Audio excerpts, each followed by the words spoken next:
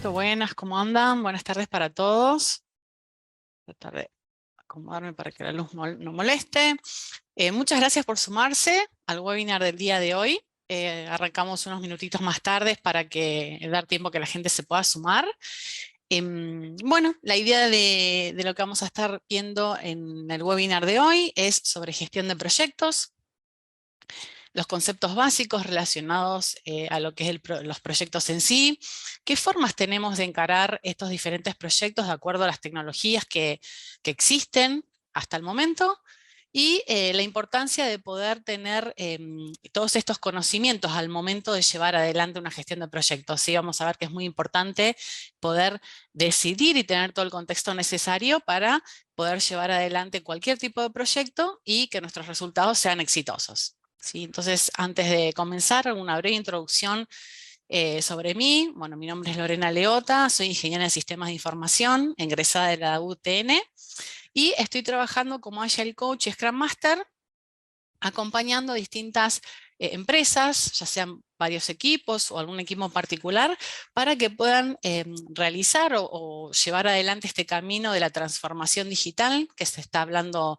mucho últimamente, y poder mejorar la forma en que llevan adelante sus proyectos, y también muchas veces revisando cómo llevan adelante sus procesos dentro de la compañía, ¿sí? Ahí les dejo mi QR tanto para lo que es el perfil de LinkedIn y mi canal de YouTube, en donde tengo mayormente cosas relacionadas al Agile Coaching y a las metodologías ágiles.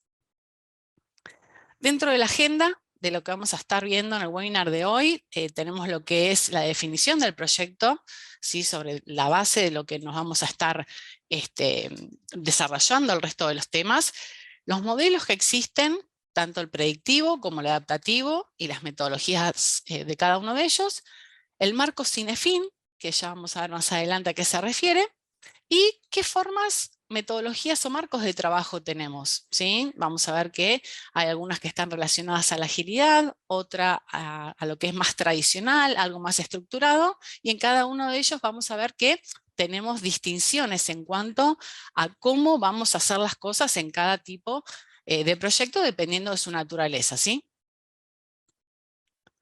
Entonces, ¿qué es un proyecto? ¿Sí? El concepto fundamental o base por el cual tenemos que partir de ahí en adelante, ¿sí?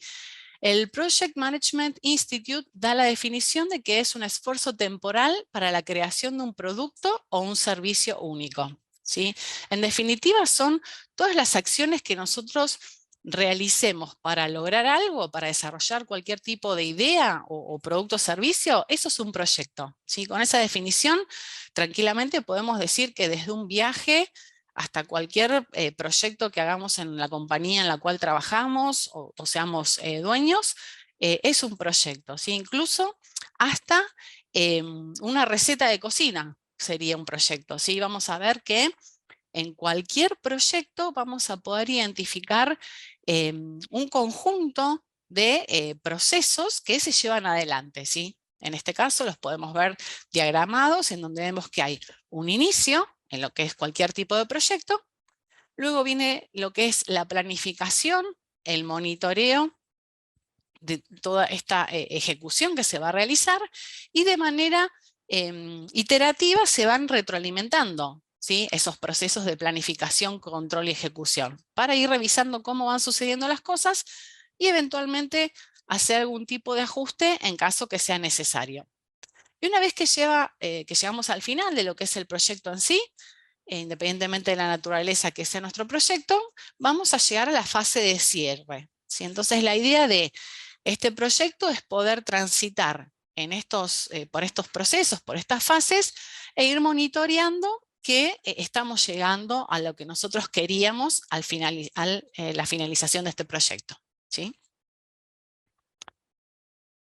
Entonces, una vez que tenemos lo que es la definición de proyecto, vamos a ver que existen dos modelos que son bastante diferentes, casi extremos en algún punto, en lo cual se basan en distintas premisas, ¿sí? El modelo predictivo, que es el primero que vamos a ver, las bases sobre las cuales tiene sus ideas principales es que el futuro es predecible, nada va a cambiar sustancialmente y se sabe todo de antemano. Entonces, partiendo de esas premisas, lo que se hace es predecir y planificar. Vamos a planificar todo de antemano, todo por adelantado.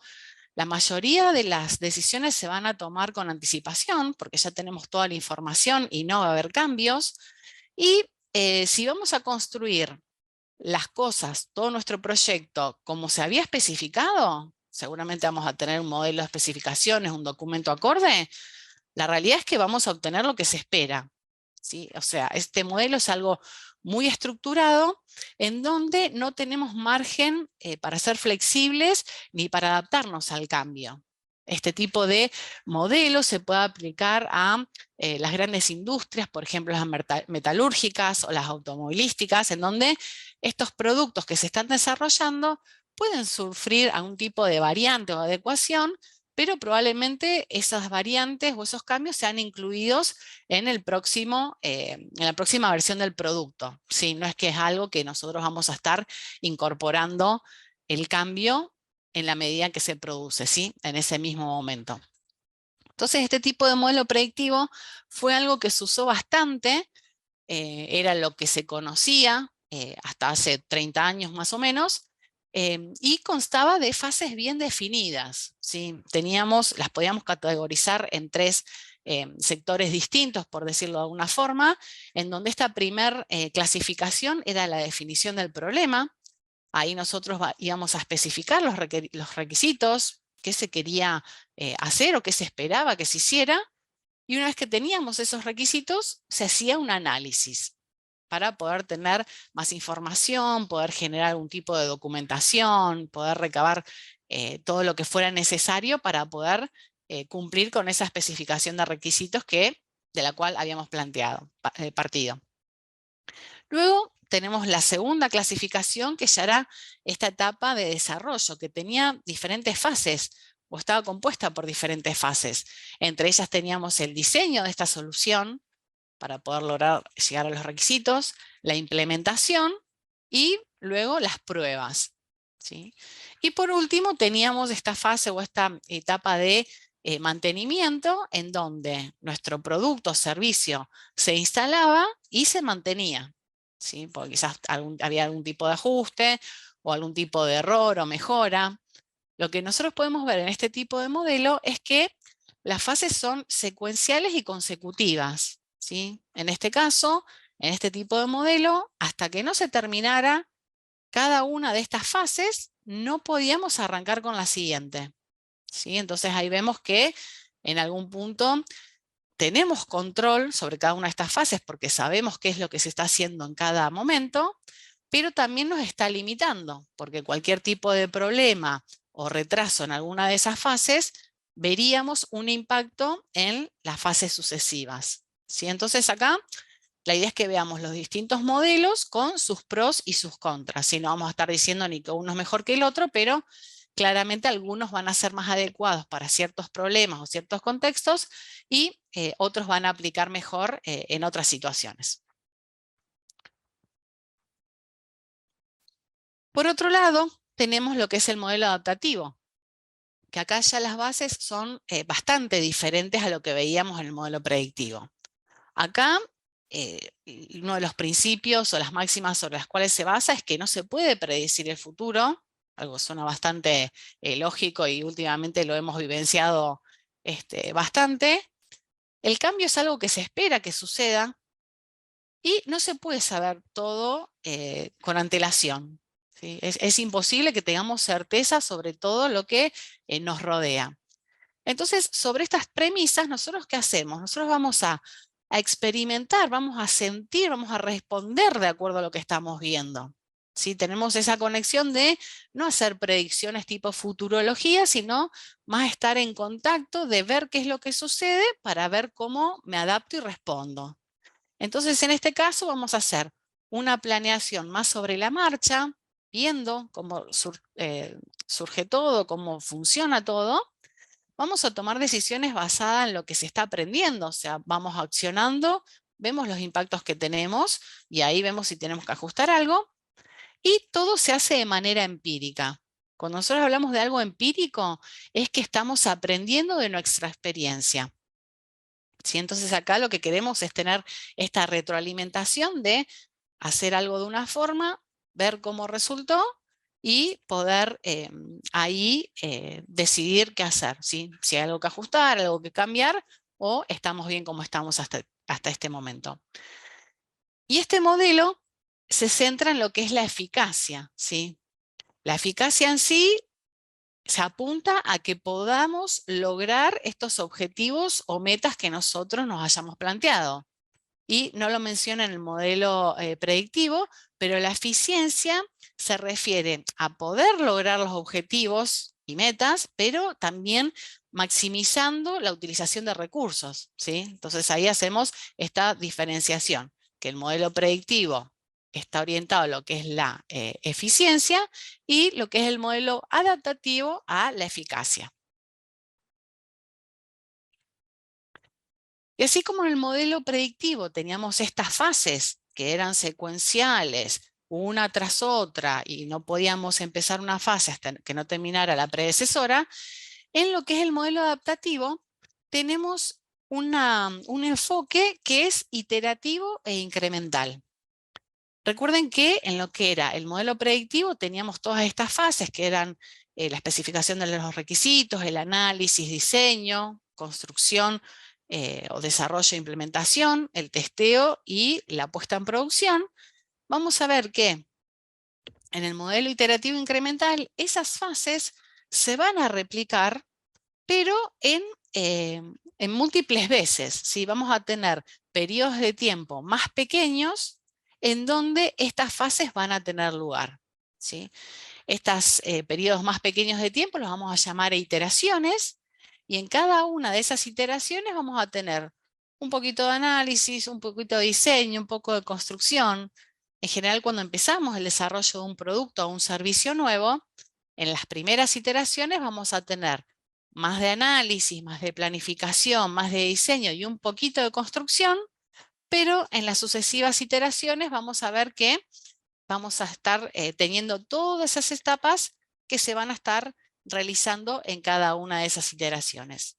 Y como resultado de cada una de esas iteraciones, la idea es que podamos entregar no un producto completo, terminado, sino estos incrementos del producto o servicio que estemos desarrollando, ¿sí? Como que vamos a ir construyendo un producto con cierta funcionalidad, y a medida que las iteraciones se sucedan, vamos a ir agregando o incorporando funcionalidades a ese producto inicial o base. Entonces, como hablábamos al comienzo, sabemos lo que es un proyecto, tenemos distintos modelos en los cuales nuestros proyectos se pueden adecuar, que sean más acordes a aplicarlos a un determinado modelo o a otro. Y lo importante de este marco que estamos viendo ahora, que es el marco Cinefin, es poder entender en dónde estamos parados, ¿sí? ¿Cuál es el contexto que nos rodea? Porque si no sabemos en dónde o cuáles son las características de nuestra situación, de nuestra realidad, probablemente la solución que vayamos a utilizar para gestionar nuestros proyectos puede ser que no sea la correcta o la más adecuada, ¿sí? Entonces acá es importante que, tomando como base este marco, vemos que tenemos diferentes áreas o categorizaciones, diríamos, de nuestro contexto, en donde tenemos que chequear en dónde caería nuestro proyecto, nuestro producto, nuestro servicio, y desde ahí seleccionar cuál es la forma de trabajo, la metodología de trabajo más adecuada, ¿sí? En lo que es en particular este marco, podemos ver que tenemos un cuadrante en donde vemos los proyectos que son de naturaleza simple. ¿Qué quiere decir? Que yo tengo ante determinada causa, produce un determinado y conocido efecto, ¿sí? Entonces ahí es algo muy claro, en donde hay determinados procedimientos a seguir y no hay mucha variabilidad, ¿sí? Tengo los pasos puntuales para hacer algo y lo voy a lograr si sigo esos pasos. Entonces ahí es algo bastante simple. La idea es que no usemos una metodología de gestión de proyectos complicada cuando acá tenemos muy claro lo que hay que hacer. Luego tenemos otro tipo de contexto, que es el complicado, en donde tenemos ante una determinada causa varios efectos, pero esos efectos son conocidos. Entonces se complejiza un poco, pero todas estas variables son conocidas por nosotros. Entonces lo que vamos a hacer acá es, teniendo personas expertas en el tema, poder aplicar las buenas prácticas para resolver este tipo de problemas, ¿sí?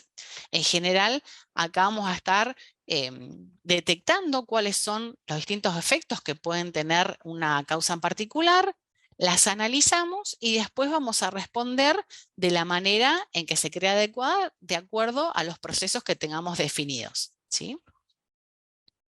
Luego tenemos un entorno que ya se llama complejo, ya hacemos un poquito más de dificultad en cuanto al contexto que nos rodea, en donde acá vemos que hay distintos efectos para determinada causa, pero la relación no es fácilmente visible.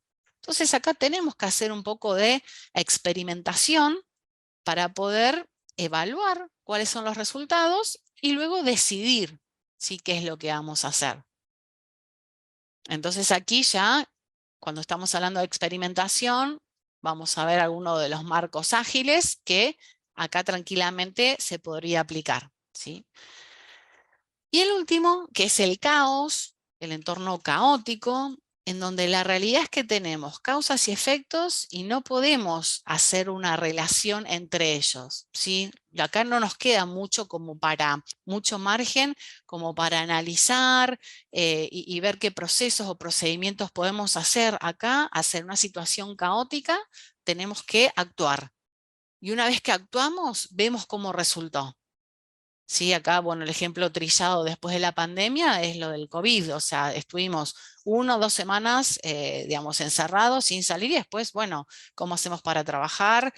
¿Cómo hacemos para poder movilizarnos? Y las actividades esenciales, entonces ahí se iba actuando y se iba viendo y era una adaptación constante porque no se sabía qué iba a pasar y más que nada, digamos, ya era algo a nivel global, ¿no? A nivel mundial, no podíamos basarnos en nada. Entonces ahí ese tipo de situación es un ejemplo de este contexto. Y este marco también ahí hace referencia a lo que es el desorden, que está ahí en el centro del gráfico. El desorden es cuando ni siquiera sabemos dónde estamos. Entonces acá lo primero que tenemos que hacer es entender dónde estamos para luego poder empezar a decidir para qué forma de trabajo me conviene estar más alineado, ¿sí?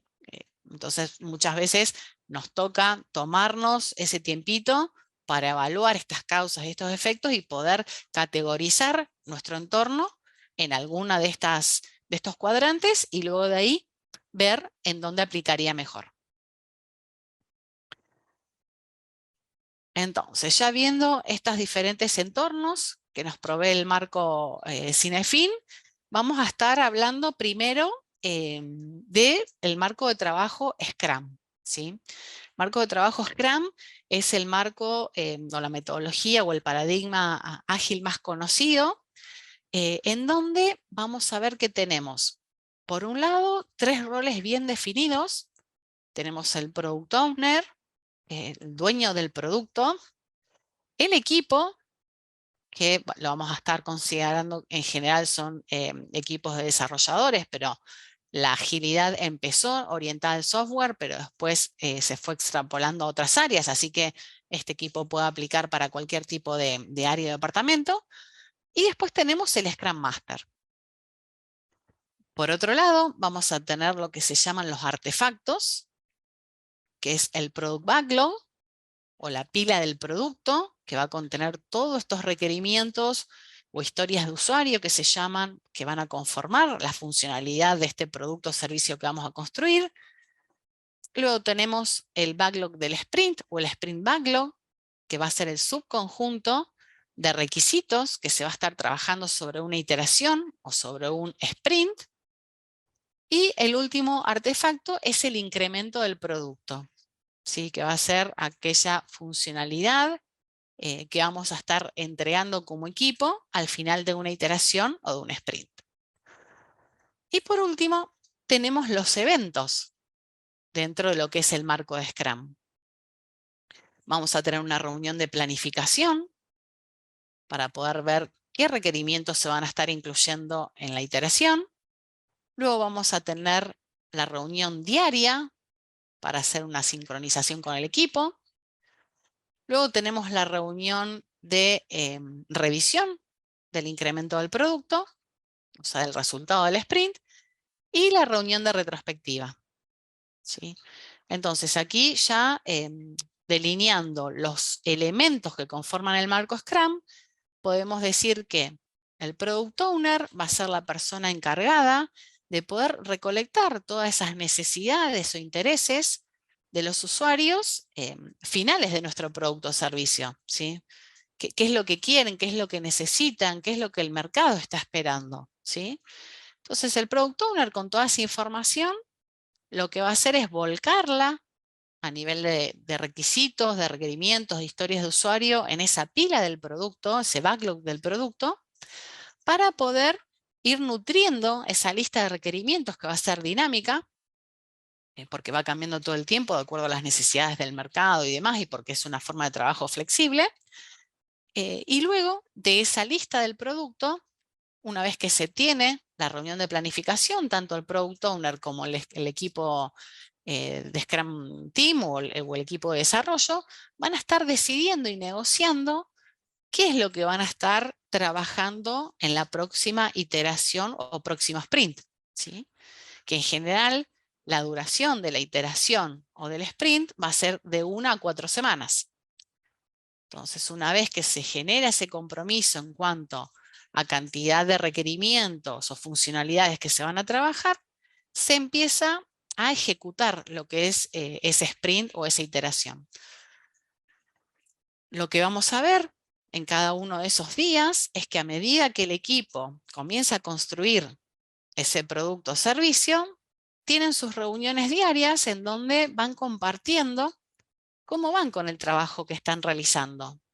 Esta reunión de sincronización es útil para que tanto cada persona del equipo como el Product Owner tenga visibilidad respecto a si se va a llegar con lo comprometido o hay algo que está en riesgo de que no se complete. O eventualmente si surge algún tipo de inconveniente que haga que el equipo no pueda trabajar de manera fluida. Una vez que termina lo que es este sprint o esta iteración, el equipo va a estar entregando este incremento, estas funcionalidades completas, para que puedan ser compartidas en la reunión de revisión. En esa reunión de revisión del incremento del sprint van a participar tanto el equipo como el Product Owner, como los interesados del producto, ¿sí? Que eran aquellas personas que inicialmente le dieron sus necesidades y sus requerimientos al Product Owner. Y el Scrum Master va a estar facilitando, una especie de moderador, toda esta reunión. Y una vez que ya se haya compartido el resultado del producto y servicio desarrollado, va a haber una última reunión al final de esta iteración, de este sprint, que es la reunión de retrospectiva. Esa reunión de retrospectiva es una reunión en donde se va a estar revisando cómo fue que el equipo funcionó durante la iteración, ¿sí? Acá vamos a estar revisando y conversando sobre cómo funcionó el proceso Scrum en esta iteración. En la reunión de revisión revisamos el producto, qué tal salió, se completó todo lo que se esperaba, se completó más, se completó menos, qué pasó. Y en la reunión de retrospectiva vamos a estar revisando el proceso Scrum a nivel interacción entre las personas. Entonces aquí va a ser una reunión en donde no va a haber personas ajenas a lo que es el proceso Scrum. ¿Sí? ¿Qué quiero decir? Van a estar participando el equipo, el Product Owner y el Scrum Master. En este caso en particular, en esta reunión no participan los usuarios finales porque es algo que ellos están interesados en el producto, no en el proceso. Entonces es algo más bien interno. Y aquí cuando estamos trabajando en lo que es Scrum, la gestión de requerimientos tiene ciertas particularidades que no la tienen otro tipo de trabajo, de forma o metodología de trabajo, ¿sí? En general, vamos a partir con descripciones o funcionalidades súper amplias, que pueden estar descritas a nivel de caso de uso, como algo más bien genérico o global, y ese requerimiento se tiene que ir trabajando tanto con el Product Owner como con los interesados y con el equipo también, para ir desglosando ese requerimiento en porciones más pequeñas de funcionalidades, ¿sí? Si no, nosotros estamos trabajando con quizás especificaciones de requerimientos de 200, 250 páginas en las cuales es muy difícil poder hacer una estimación con un margen de error más bien pequeño.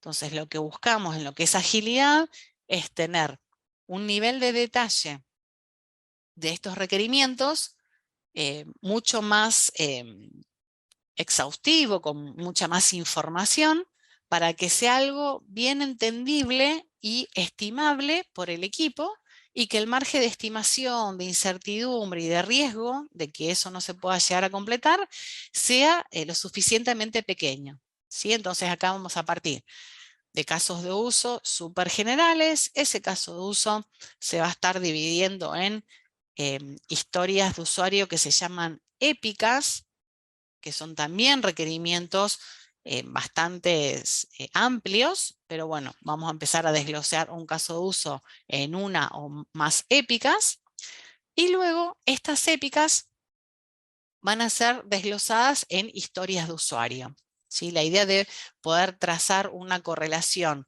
entre qué tiempo lleva en resolver un caso de uso, una épica, una historia de usuario, es en general, cuando estamos hablando de casos de uso, son funcionalidades que pueden llevar varios meses para poder completarlos o resolverlos, ¿sí? Entonces la idea de desglosar un caso de uso en épicas es que estas épicas puedan ser resueltas en semanas y tratar de que no haya una interdependencia o una dependencia fuerte entre estos requisitos para no generar bloqueos o cuellos de botella.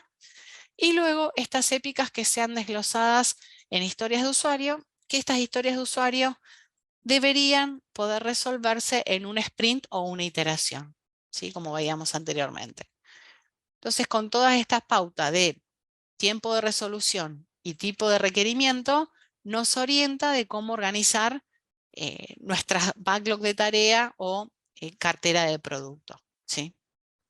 Luego, en las reuniones de planificación, el equipo va a estar tomando estas historias de usuario y las va a desglosar en tareas, que esas tareas en general se prefiere que sean pasos más bien cortos. Y quizás una tarea la puedo resolver un par de horas o a más tardar en un día. Entonces ahí también vamos dando un poco de dimensión de hacia dónde vamos con todo lo que vayamos a comprometer en un sprint. Y acá, como les mencionaba, con respecto a lo que es la planificación, recuerden que el Product Backlog es esa pila de producto en donde vamos a tener todos nuestros requerimientos del producto o servicio que se quiera desarrollar. Y lo que podemos ver en este gráfico es que tenemos diferente altura, ¿sí?, de esos bloques que conforman el Product Backlog. Esa altura hace referencia al nivel de granularidad o al tamaño del requerimiento, ¿sí? Vamos a ver que en la base de esta pila del producto vamos a tener requerimientos más bien generales, amplios, sin mucho detalle. Por eso acá es donde se van a estar ubicando estas épicas que hablábamos hace un ratito. Y a medida que vamos subiendo en esta pila del producto, los requerimientos tienen mayor detalle, si están más refinados, ¿sí? El hecho de poder tener un nivel de detalle mayor hace que el equipo empiece a entender qué es lo que se está buscando, qué cosas necesita para poder llevar adelante estos requerimientos en un sprint futuro, ¿sí? Y por último, en el tope de la pila del Product Backlog vamos a tener aquellos requerimientos que están súper detallados, ¿sí? Ya vamos a tener a nivel de historias de usuario, en donde estas historias están totalmente listas para ser trabajadas, ¿sí? Y este orden en el Product Backlog lo va a definir el Product Owner, y la idea es que este Product Backlog esté priorizado, ¿sí? Esta priorización se va a hacer de acuerdo al valor del negocio que aporten estos requerimientos para el Product Owner y también los interesados. Entonces acá es pura y exclusiva responsabilidad del Product Owner mantener este Product Backlog ordenado y priorizado para que esté siempre listo para que la próxima reunión de planificación ya se tenga todo el material necesario y que el equipo pueda discutir y conversar con el Product Owner y llegar a ese acuerdo, ¿sí?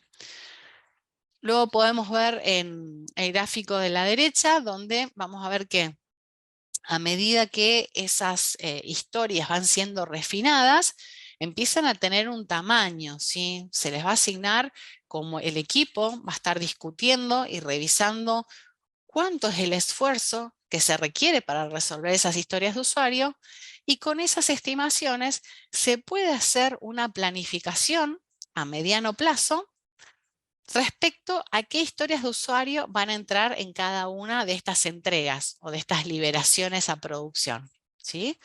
Entonces, uy, se me fue. Entonces ahí, esto un poco para desmitificar eso de que en agilidad no se planifica, ¿sí?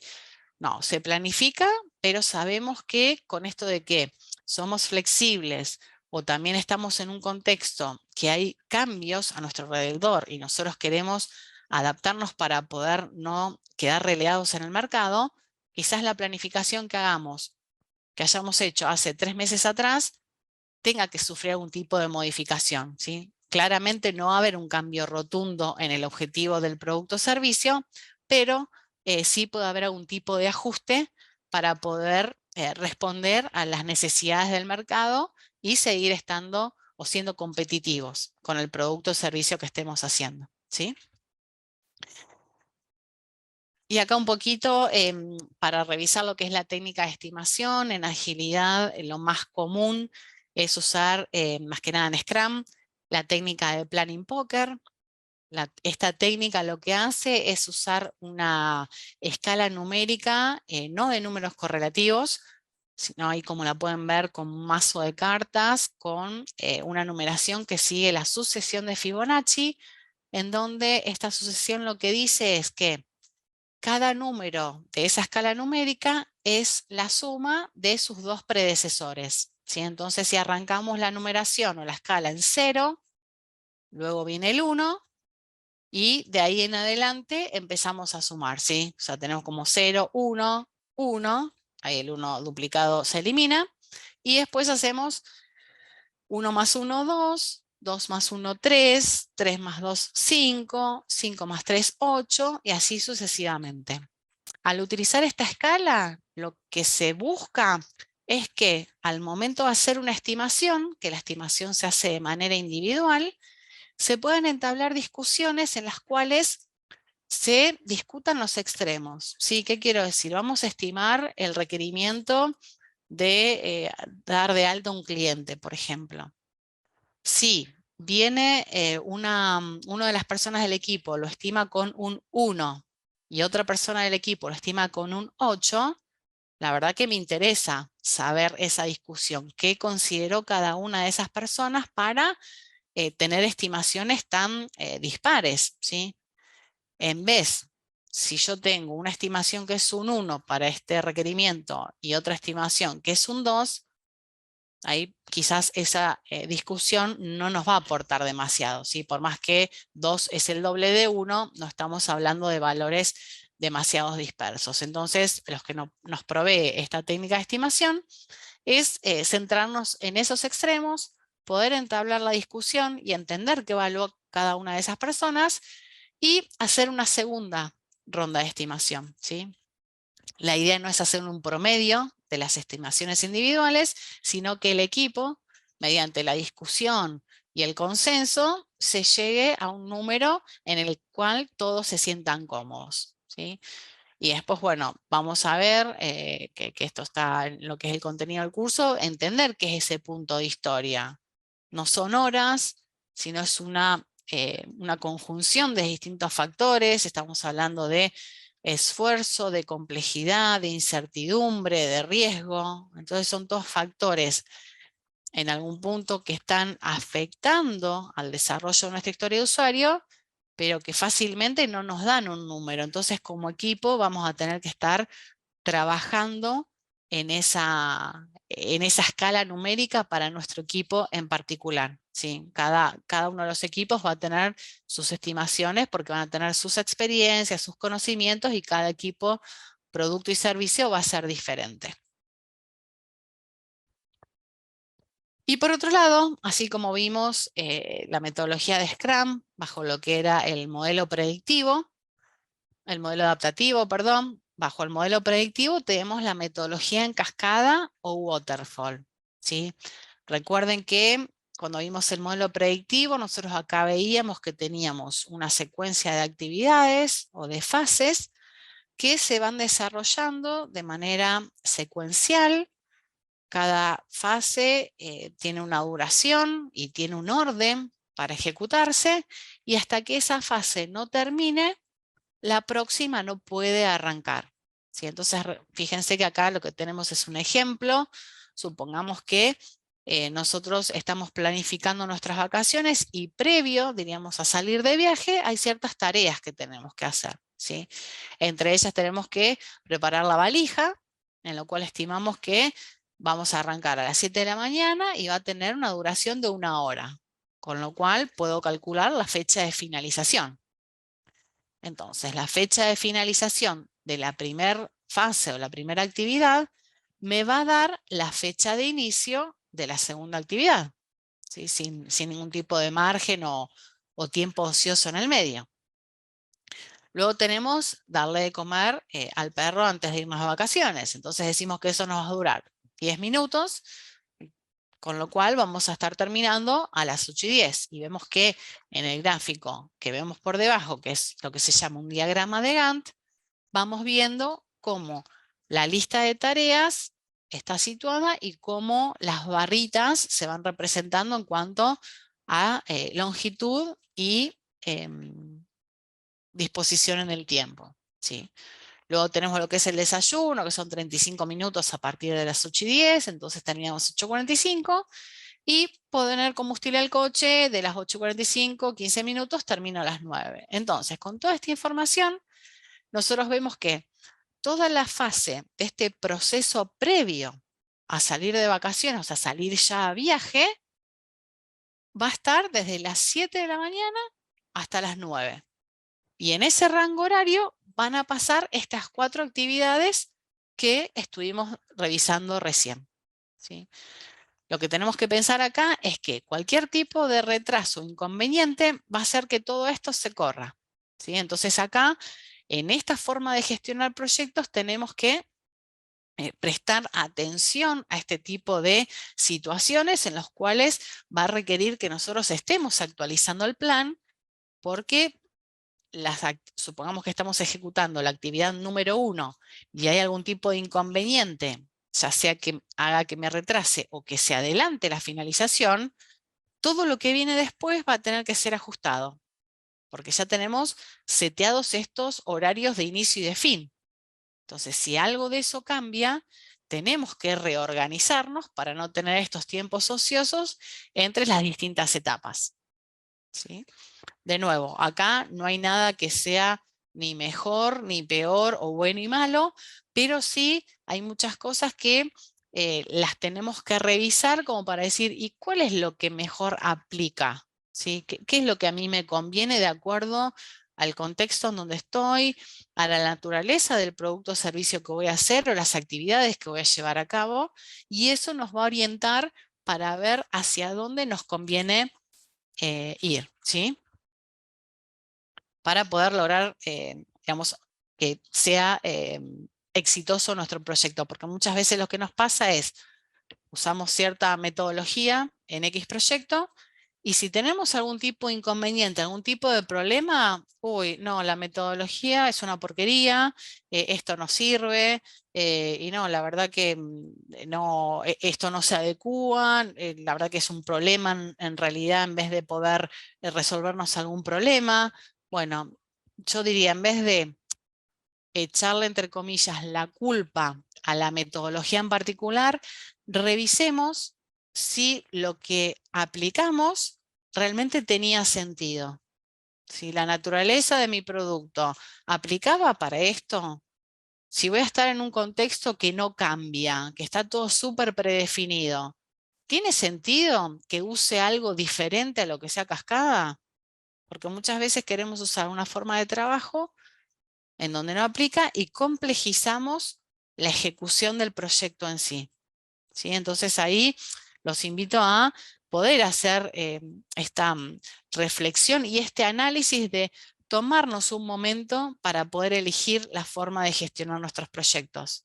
Que no nos subamos quizás a la moda de que si todos están con tal forma de trabajo, eso me va a servir, porque todos somos diferentes y nuestros productos también son distintos. Entonces, eso está bueno que lo podamos considerar.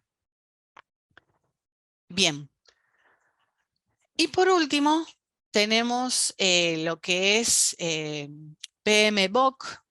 PMBOK está, o fue diseñado, diríamos, por PMI, que lo vimos al comienzo, que es el Project Management Institute, en donde en este documento, que tiene creo que la versión número 7, creo que es la que está vigente actualmente, tiene cientos de páginas, creo que más de 300, en donde define ciertas fases para la gestión de proyectos, en donde en definitiva lo que hace inicialmente es analicemos la viabilidad del proyecto, ¿sí? Yo voy a encarar un proyecto. ¿Tiene sentido el beneficio que yo voy a obtener con este proyecto? ¿Va a compensar en algún punto la inversión que se requiere para llevar de adelante este proyecto?